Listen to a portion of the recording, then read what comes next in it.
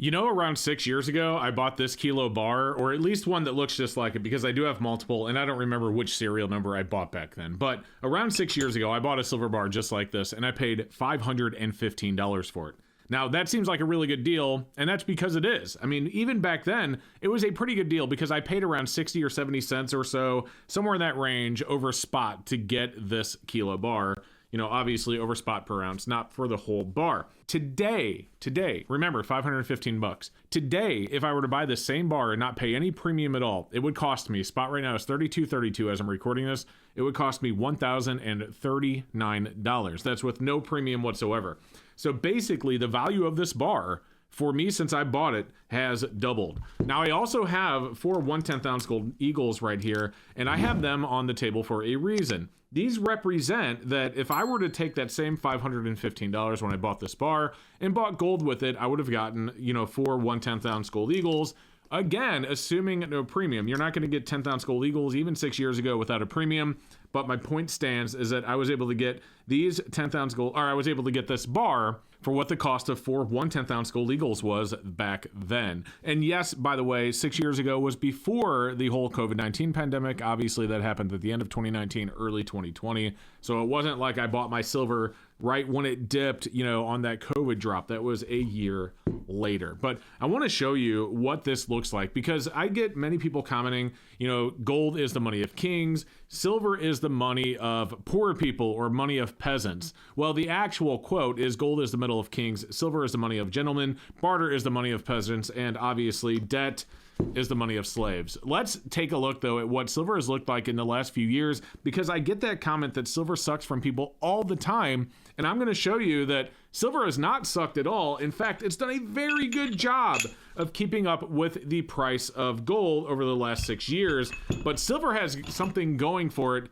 that, in my opinion, makes it absolutely worth stacking today. But let's look at this chart. And what we're looking at is a chart here on silver. And I didn't want to hide, I didn't want to do this. I didn't want to let's ignore 2011 and just look at the low period until now, because I'm not trying to hide things. I mean, there's obviously going to be a time where buying that kilo silver bar would have not made my money back. Granted, a small period of time, because if you think about today, silver sitting at 32. I mean, here's December 27th of 2010, right before the 2011 run-up, and it's actually cheaper on December 27th, 2010 than it is today. Well, it's down a couple cents from when I said 32, but you get the idea.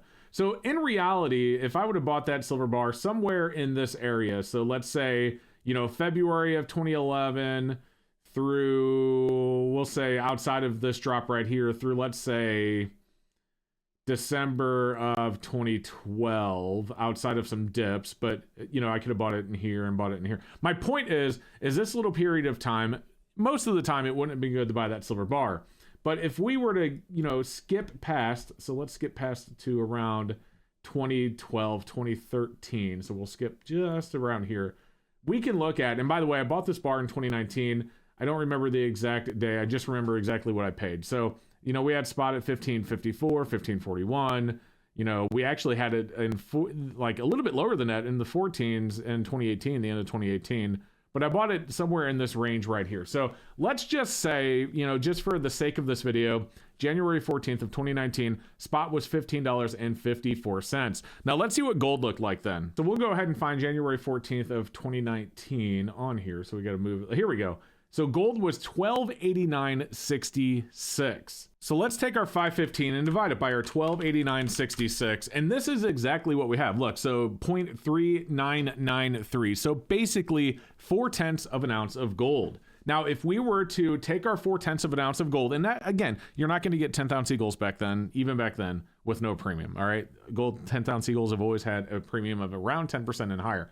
But for the sake of this video, let's take our 0.4 and we're going to multiply that by 2926. You can see that we are sitting at 1170.4. Now let's grab another calculator and we're going to take our 3232 and we're going to multiply that by 32.15. So we have $1,039 for the value of our kilo gold bar. I'm sorry, kilo silver bar. Oh my gosh, I wish it was a kilo gold bar, but $1,039 for the value of our kilo silver bar, and $1,170 for the value of our 4 1/10 ounce gold eagles. Again, assuming I got them at spot, which was not going to happen. And actually, let's go ahead and just show you, just for the sake of argument, we'll add our 10% to our 1/10 ounce gold eagles. So 1290 times 1.1, that's 14 at 19. So if we take our 515 we spent divided by 1419, we would have actually only got 0.36 ounces. Now, if we multiply that by today's spot price, you can see that gold still wins, but man, it's really close at, what, $22 an ounce difference. So clearly, even with a 10% premium back then on our 1/10 ounce gold eagles, gold wins. I mean, it absolutely does. But saying, those comments that I see from people saying that silver is for suckers, or silver sucks, or, silver's never gonna gain any value, or it's just been doing poorly, I mean, it really hasn't done so. And yeah, obviously $32, it's up right now. I'm arguing from a point that silver's up, but 30 has been pretty consistent, over the, and 29, 28. But my point is somewhere between that $28 and $32 range has been really consistent for silver, over the last number of months. Like, it's starting to look almost like a flat line. Not quite, but you get my point. So silver has not been as bad as those people that hate silver say. And there is something going for silver, and I mentioned this in a video the other day, so I'm sorry if I sound like a broken record, but, we're just talking here. This is just a podcast, if you will, but silver has something going for it that gold does not. And many people look at the fact that silver has not hit the all-time high, which, by the way, is what I'm talking about, as something that's bad. But I don't consider silver not having hit its all-time high as something that's bad. I think it's a really good thing. The other day I talked about silver at its all-time high, and someone said, I wish people would quit referring to 1980 as silver's all-time high because it wasn't a true all-time high. And it's funny that I got that comment on a video on my channel, because I've said that like 1,000 times. But again, if we go back to the chart and we look at 2011, I mean, this is an all-time high that was mainly done by just market trading. Now, granted, I mean, let's look at this, guys. So we got 48.46 here, okay, on, what is it, April 28th of 2011. Where is this dip? So this is just a landslide. So what was it again? April 28th, right? 28th. So from April 28th to May 5th, that is 1 week. We go from, 48 to 34. It lost $14 an ounce in the course of a week. I was around for that and I remember it, but just seeing it on that chart like that makes it kind of brutal. But my point is it, this at least was through regular market trading, even though it was a very quick run up and a subsequent really quick fall, but it didn't really drop. I mean, it didn't drop under the 30s again. I mean, we look at all of 2011 and then we have this run up here later in 2011. And then we have this drop again here. It basically, all of 2011, it was riding in the, mid to high 30s range, right? And some peaks in the 40s. So that is a really good example of what I think a more realistic all-time high for silver is. I mean, you can point at this exact day on the chart if you want, but I think realistically, if you look at that year, that's a really good example. So silver hasn't actually even hit that yet. Silver has room to grow still if you look at it from that perspective, and gold doesn't have that going for it. Now, that is not to say that gold isn't going to continue to go up. I right now see gold probably hitting, and I don't predict spot price. I could be way wrong. Don't take this as financial advice, but the way gold is running up right now, I don't see gold not hitting $3,000 an ounce and soon. Whereas that is not only is at an all-time high, but that is just another all-time high in the, multiple, dozens of all-time highs that gold has made in the last year plus. Silver hasn't done it once yet. So I think silver has very, very, very, very high growth potential. And again, guys, I'm not a financial advisor. This is not financial advice. Seek a licensed financial advisor, blah, blah, blah. I'm talking to you. These are my thoughts. I personally believe, we'll get another kilo bar on here, another Johnson Matthey. I love these, as you can tell. I buy these when I can find them and I keep them in my deep stack.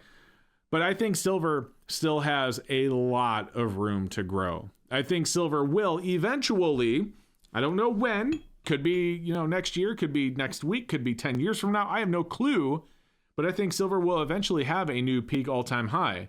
And so silver, having not even hit that yet, means that the potential for it to hit that all-time high and the potential for its growth, in my opinion, is stronger than that of gold. Not to say, again, that gold isn't going to grow. It may. It very well may. Again, I think we're going to be talking about $3,000 an ounce gold here very soon. But I think the potential for silver is way, way, way higher. And I think silver, when it eventually busts out, will be really good for those that believe in silver, that continue to stack silver. And that's why, even though gold is easier to move and easier to stack, and you don't need as much of it for the value, that's why I still stack so much silver. Do I have gold? Obviously I do. I've showed other gold off on the channel as well in the past. But silver is where my love is. Silver is where my belief is in being undervalued. And silver is what I consider to be that store of value, because as we've said many times, it still only takes a silver quarter to get a gallon of gas. And even with sky high egg prices right now because of the avian flu, it still only takes a silver quarter to get, a dozen eggs as well. These are both 32s. They're here for a reason, but that's a DN and us. But anyway, guys, that's what I have for you today. Do me a favor. Let me know what your thoughts are on the current silver market, what silver is going to do. Do you think silver is looking really strong still? Do you expect it to continue to go up? Do you think we're going to see an all-time high in the future? What do you think? Do you like gold more than silver? That's totally fine. I stack both. I think everyone should, but I'd love to know what you think. Guys, do me a favor, leave a comment down below. Don't forget to like and subscribe before you go, and we'll see you next time.